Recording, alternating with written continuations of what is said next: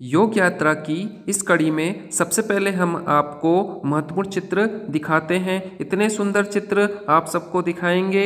ये आपके सामने जो चित्र हैं आप देख सकते हैं कितने सुंदर है, कितने मनमोहक है।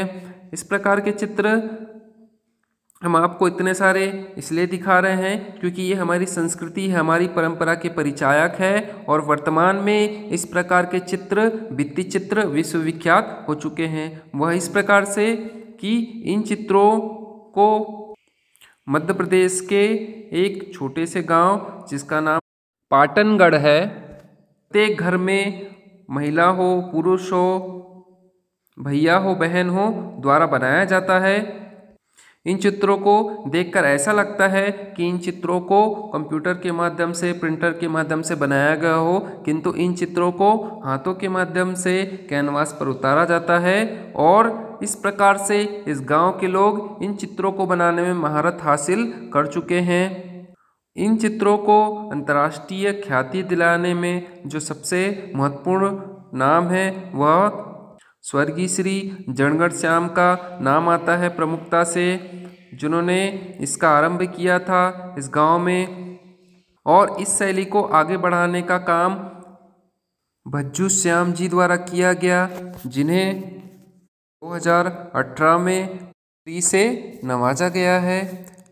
2018 में गोंड भित्ति शैली को अंतर्राष्ट्रीय ख्याति दिलाने के कारण ही, लोक प्रचलित करने के कारण ही भज्जू श्याम जी को 2018 में पद्मश्री का अवार्ड दिया गया है। और तब से ही इस प्रकार के जो चित्र है, गौण भित्तीय जो चित्र है वह विश्वविख्यात हो चुके हैं। हमारा यह सौभाग्य है कि हमें भी इन चित्रों को, इन स्थानों को देखने का अवसर प्राप्त हुआ।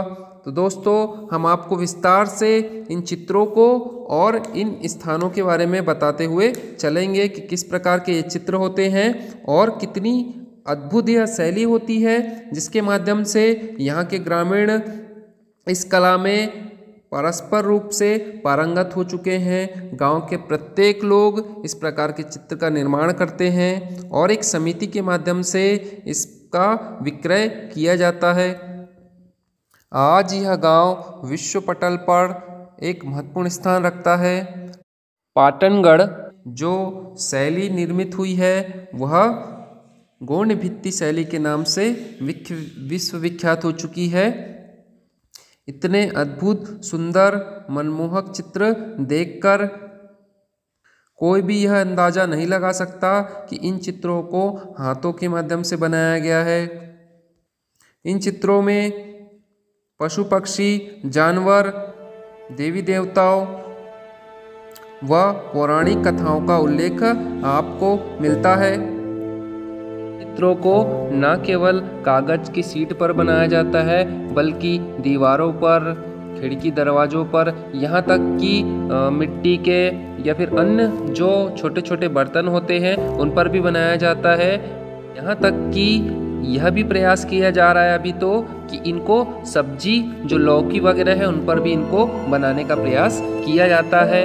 तो यह हमारा सौभाग्य है दोस्तों कि हम संयोगवश इस गांव में ठहरे और हमको गांव वालों से ये जानकारी मिली कि यह गांव इस प्रकार से प्रसिद्ध है। हमें इस बारे में थोड़ा सा भी ज्ञान नहीं था, लेकिन भगवान की इच्छा थी कि हमें इस बारे में जानकारी मिले, क्योंकि हम निकले ही योग यात्रा में सभी प्रकार की जानकारी लेने के लिए ही, हमारी संस्कृति, हमारी परंपरा के बारे में। तो यह हमारा सौभाग्य है और यह संयोग है कि हमको इस गांव में रुकने का अवसर प्राप्त हुआ।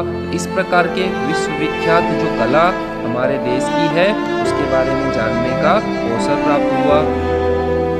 और हम यह प्रयास करते हैं कि हमारे माध्यम से हमारी जो परंपरा है, हमारी जो संस्कृति है उसके बारे में आपको जानकारी उपलब्ध करा सके।